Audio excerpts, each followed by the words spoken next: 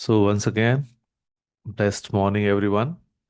And isn't it amazing to hear that our mind is very fertile, right? And whatever we focus on grows.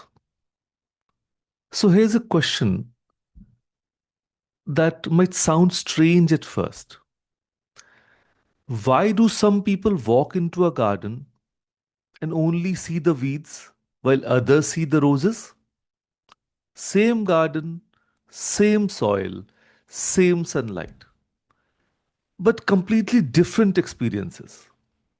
Now, the answer has nothing to do with the garden and everything to do with where they are pointing their attention. Because here's the truth that will change everything once you truly understand it. What you focus on grows. So think your attention as sunlight. Wherever you shine it, things blossom. Wherever you withdraw it, things wither. Now, you know this instinctively if you've ever kept plants. The money plant near the window, thriving. The one in the dark corner, barely surviving. Same water, same pot, different light. And your life works exactly the same way.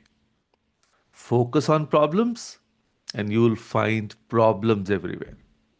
You'll become a professional problem finder, spotting issues, collecting grievances, building a mental museum of everything that's wrong, and focus on possibilities. Suddenly, solutions appear, opportunities knock, and doors you didn't even know existed swing open. And here's the fascinating part, both realities exist simultaneously. The problems are real, the possibilities are also real. The only question is, which one are you watering with your attention? Because thoughts are seeds, but focus is the water that makes them grow. Now, let me show you where most of us are accidentally growing weeds. The WhatsApp family group black hole. You wake up, check your phone, and immediately dive into the family group. Someone forwarded a breaking news about economy collapse. Someone else shared a message about how kids these days have no respect. And another uncle posted his medical reports for everyone to analyze. And before you've even brushed your teeth, you're focused on disease, disaster, and disappointment. And you wonder why your day feels heavy before it even starts. Let's take another scenario, the exam result obsession. A teenager studies for board exams, and all they hear for 6 months is don't fail, don't embarrass us, don't ruin your future. Every conversation is about the nightmare of failure. So, what grows? Anxiety, panic, self doubt. Then everyone is shocked when the child develops exam phobia. But no one planted confidence. They planted fear and watered it daily. Let's talk about something else, the traffic complaint loop. Yeah, you are stuck in Bengaluru traffic, Mumbai traffic, Delhi traffic, and everywhere it's the same scenario. You could listen to a podcast, make that phone call to an old friend, or simply breathe and plan your day.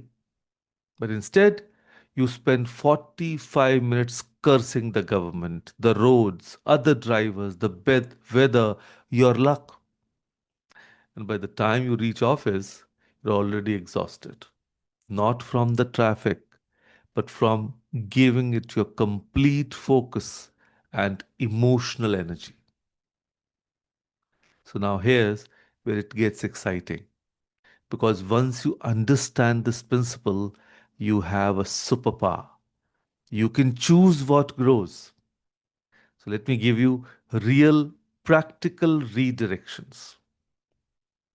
Number one, from problems to solutions. So when your child comes home and says, I failed the maths test, your instinct might be to focus on the failure. How could you be so careless? This is terrible. What will people say? But what if instead you said, okay, this is feedback.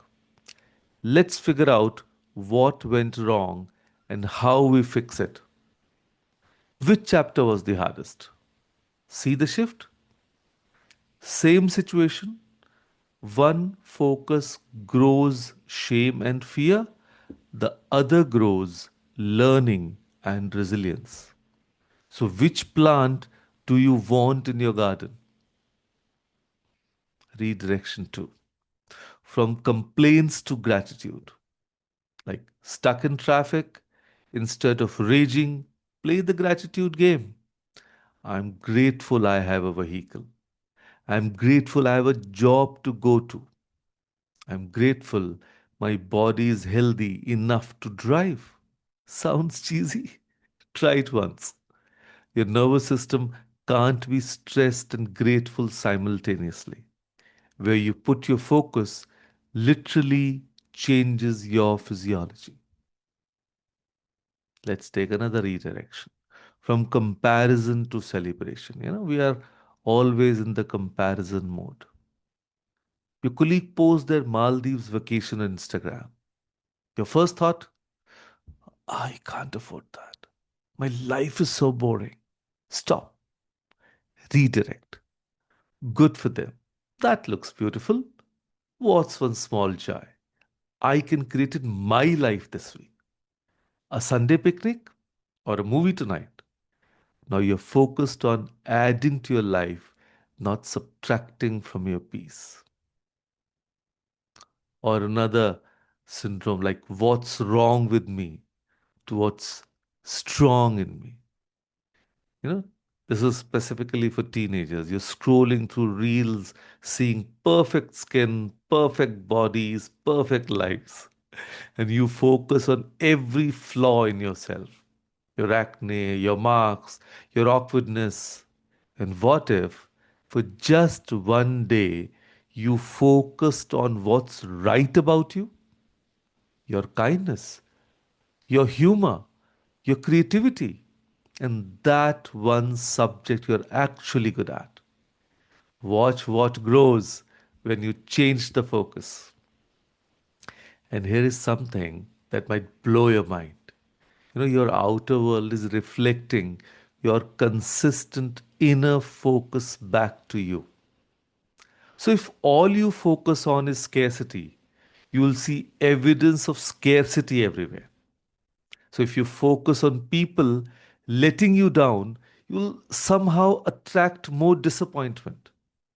Not because the universe is punishing you, but because your brain is a filtration system. It shows you what you're looking for. And it's called the reticular activating system. Yes, RAS. You decide to buy a white Honda City, and suddenly you see white Honda Cities everywhere. They were always there. You just weren't focusing on them. Same thing with opportunities, with kindness, with possibilities. They're always there. The question is, are you looking? Now, this is not toxic positivity. I'm not saying ignore real problems. I'm saying don't give them more attention than they deserve. Fix what needs fixing. Then shift your focus to what you are building, not just what you are battling. And here's your practice starting today. Set an hourly reminder on your phone. Just a simple notification that says, where is my focus right now? And when it pops up, pause. Ask yourself, am I focused on what I want to grow or what I want to shrink? Am I watering flowers or watering weeds? and then realign. And if you want, you can always say it aloud also. If you feel that that brings more focus to yourself. And if you're spiraling about something negative, shift deliberately. Think of one thing that's going right, one person you appreciate, one small win from today, one thing you're looking forward to. And do this for 7 days. Watch what happens to your mental gut. And let me leave you with this image. You are a gardener, and your mind is your garden. Every single day, you choose what gets your water, your sunlight, your care. Some people spend their whole lives watering regrets, resentment, and fears, and then wonder why their garden feels dark. But you are different now because you know the secret. Your attention is creative power. Whatever you shine it on blossoms. So here's your commitment. For the next 7 days, become aware of your focus, not to judge yourself, just to notice. Notice where your attention goes automatically. Notice what you are feeding with your thoughts. And then gently redirect again and again and again. From news that enrages you to content that inspires you. From conversations that drain you to people who energize you. From the past that haunts you to the present that's right here. Because what you focus on grows, and your life, it's about to bloom. So start directing your sunlight wisely. So, with that thought, thank you. Thank you, everyone, for joining us today. Thank you.